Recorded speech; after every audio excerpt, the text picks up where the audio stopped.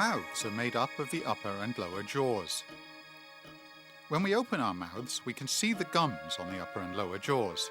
These white objects on the gums are called teeth.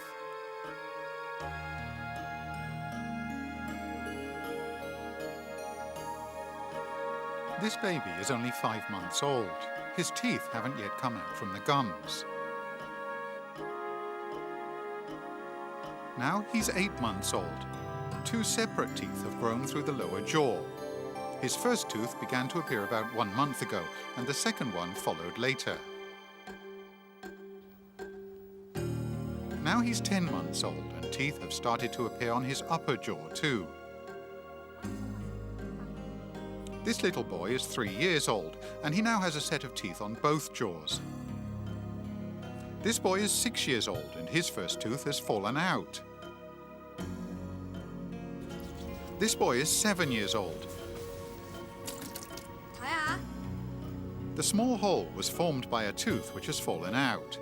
This new tooth is quite different from the others. It's bigger in size, has a yellowish colour and serrated edges. It erupted into the space where the old tooth was lost. This boy is 12 years old and has a full set of new teeth. You will realise from what we've just said that a person has 2 sets of teeth in a lifetime. The first set of teeth will appear around the age of 6 months. These first teeth are usually called milk teeth. At around 6 years of age, the milk teeth begin to loosen and eventually fall out one by one to be replaced by the second set of teeth. This second set will have replaced all the milk teeth by the time a person is about 12. These newly grown teeth will never fall out. If one of them is lost due to an accident or tooth decay, no new teeth will take their place. These teeth are called the permanent teeth.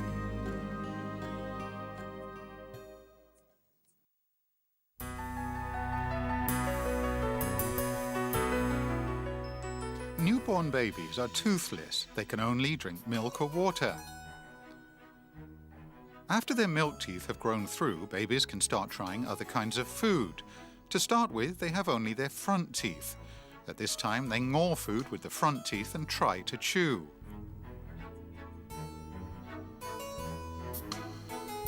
When babies are around 1 year old, they can chew up solid food more effectively as the molars begin to come through.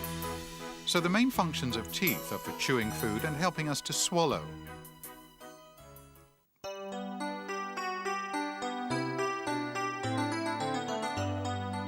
Normally, we only see the part of the tooth above the gum.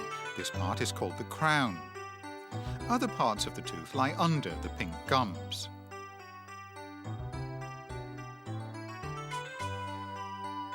If we could see through the gum and the jawbone, we would see either 1, 2, or 3 roots on each tooth growing down into the jawbone and holding the tooth firmly in place.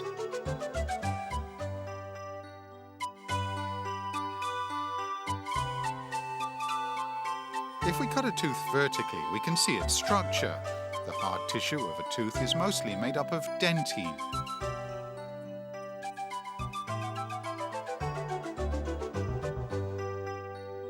In the crown of a normal tooth, enamel covers the dentine and forms the outermost layer of the tooth. Enamel is a flat, shiny and clear tissue. It lies as a thin film on the surface of the tooth, through which the colour of the dentine is visible. Enamel is the hardest tissue of the tooth, as it has a very high mineral content. Under the enamel is the dentine. There's a space in the innermost part of the dentine called the pulp cavity. The pulp cavity contains blood vessels, nerves and connective tissue. The blood vessels nourish the tooth, while the nerves transmit sensations from the tooth to the brain. The thin tissue covering the root is called cement. The soft tissue attaching the root to the jawbone is called the periodontal membrane, and this holds the tooth in place to the jawbone.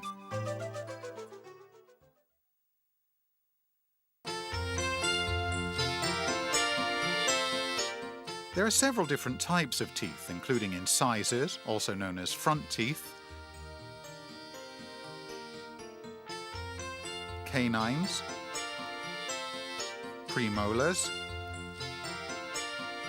and molars. Different types of teeth have different sizes and shapes. They work together, each with a different function to cope with different types of food.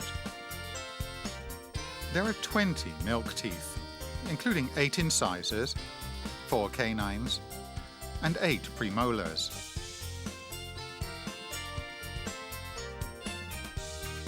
There are 32 permanent teeth, including 8 incisors, 4 canines, 8 premolars, and 12 molars. The first permanent molar is behind all the milk teeth.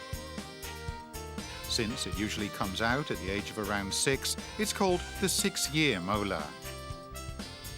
By around the age of 12, the remaining 28 permanent teeth, with the exception of the wisdom teeth, have mostly come through. The wisdom teeth erupt between the ages of 18 and 25. They're situated behind the second molars in the upper and lower jaws. They're usually called the third molars. If 4 wisdom teeth become fully grown, an adult will have 32 permanent teeth. However, not everyone has 4 wisdom teeth. Some people may have only 1 or 2 or even none at all.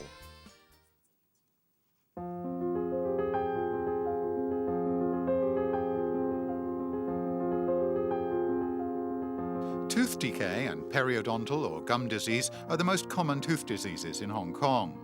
According to a survey done in 1999, 37% of Secondary 1 students were suffering from tooth decay. On average, each person had 0.8 teeth that either showed some decay or had undergone some restoration.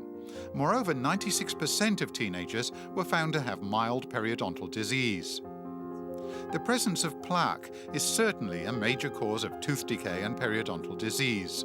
Let's look more closely at them. Tooth decay and periodontal disease are caused by a bacterial layer adhering to the tooth surfaces. This bacterial layer is called plaque, and its presence is not immediately noticeable.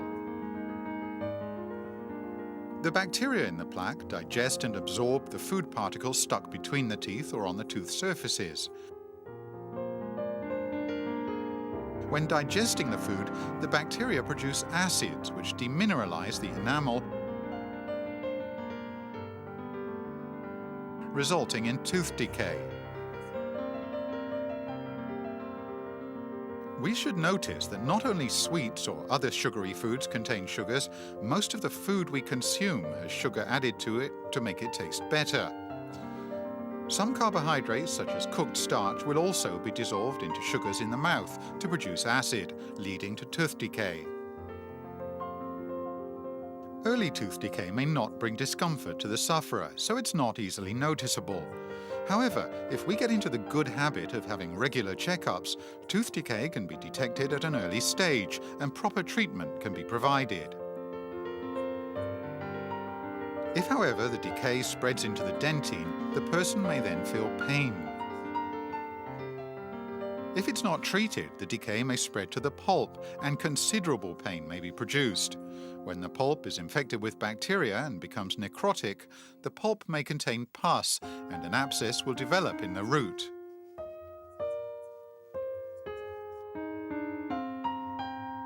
There's been some interesting research into the relationship between tooth decay and dietary habits. Every time we eat, the bacteria in the plaque will digest the food to produce acids.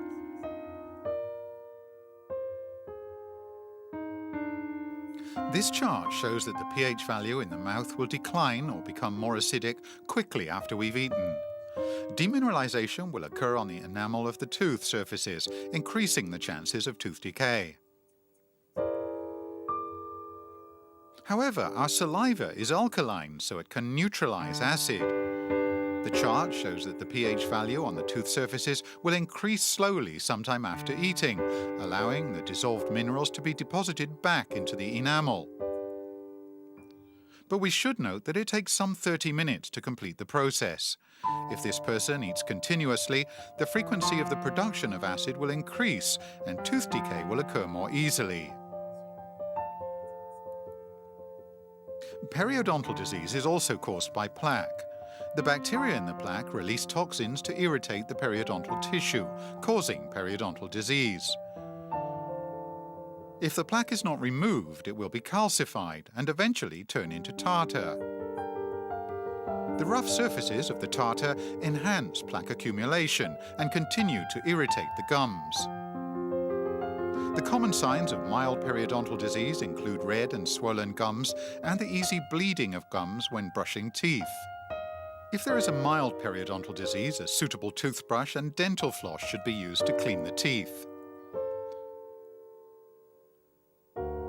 When periodontal disease becomes severe, in addition to red, swollen and bleeding gums, some people may experience recession of the periodontal tissues, that is, the periodontal membrane and the jawbone below the gums. The recession of these tissues results in the formation of a periodontal pouch. Because the periodontal tissues have receded, teeth may loosen, change in position, or even fall out. If this happens, we must seek treatment from a dentist.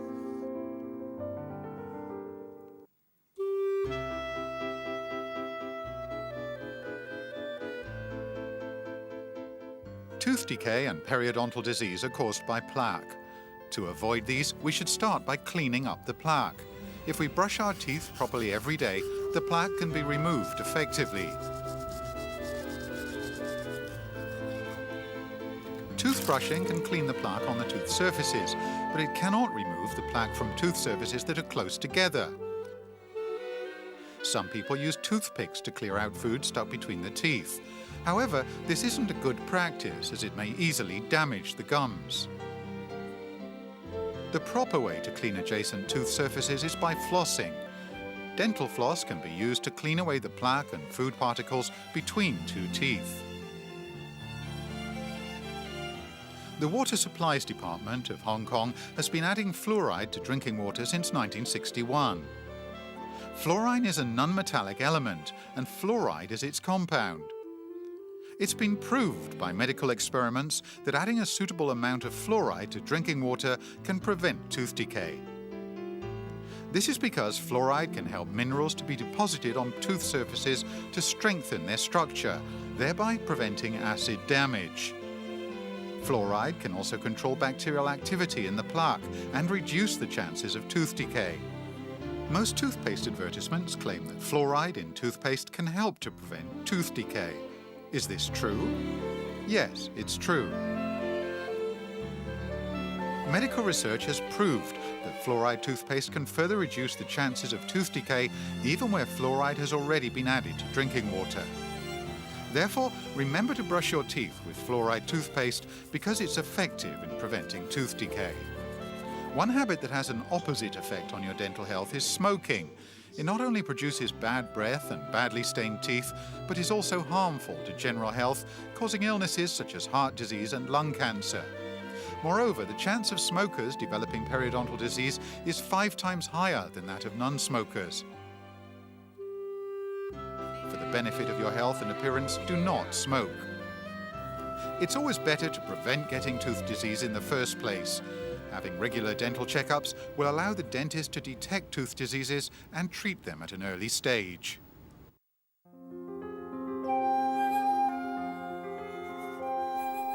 According to a secondary school student oral hygiene survey held in 1999, almost every student from secondary 1 to 3 had mild periodontal disease. In other words, secondary school students have not grasped the techniques for cleaning teeth. Do you still remember those techniques?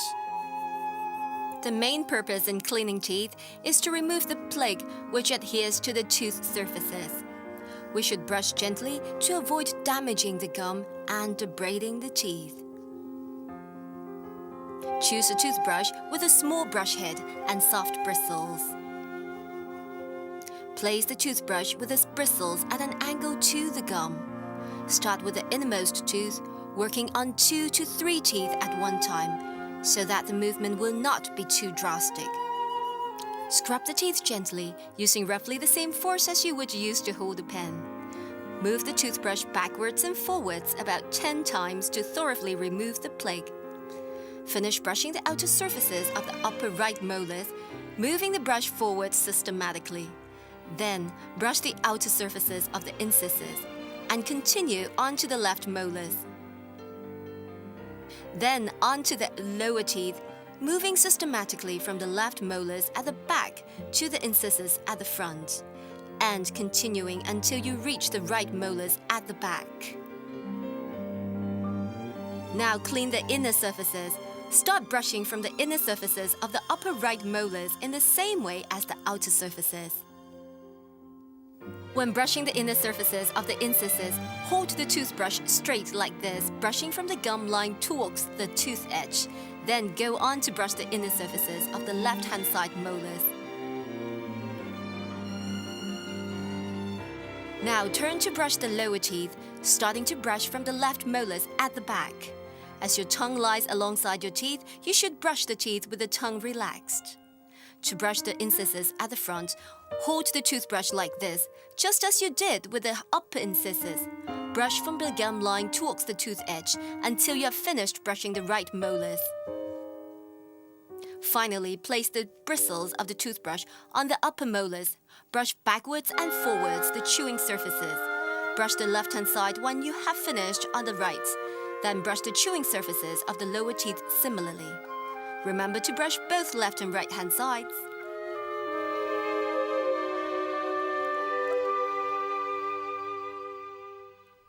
Apart from toothbrushing, we should also use dental floss to remove the plaque from tooth surfaces that are close together. Take a piece of dental floss approximately 20 to 25 cm long. Tie both ends 3 times to make a loop that will not come loose easily.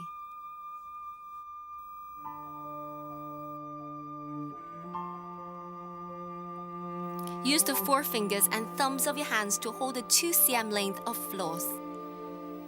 Hold it straight and gently slide it between the teeth, using a sawing motion. Use your fingers to control and change the angle of the floss. Hold the floss tightly against the adjacent tooth surface of a tooth and gently slide it up and down to remove the plaque. When one side has been cleaned, wrap the floss around the other adjacent tooth surface and repeat the up and down motions.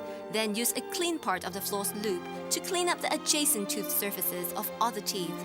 To ensure that each adjacent tooth surface has been cleaned thoroughly, the procedure should be done sequentially from left to right and from lower to upper jaw.